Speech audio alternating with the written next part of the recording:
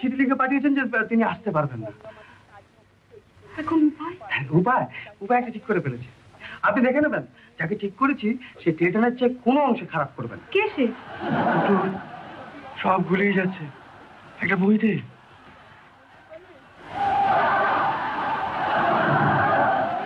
ও Othello করবে? আগে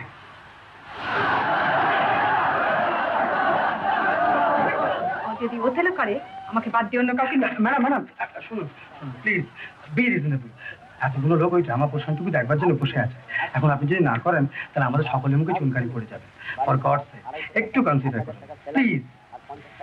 consider করতে পারি, ওয়ান কন্ডিশন, অভিনয় করার সময় আমাকে টাচ করবে। না ছুলে পাঠ করবো কি করে?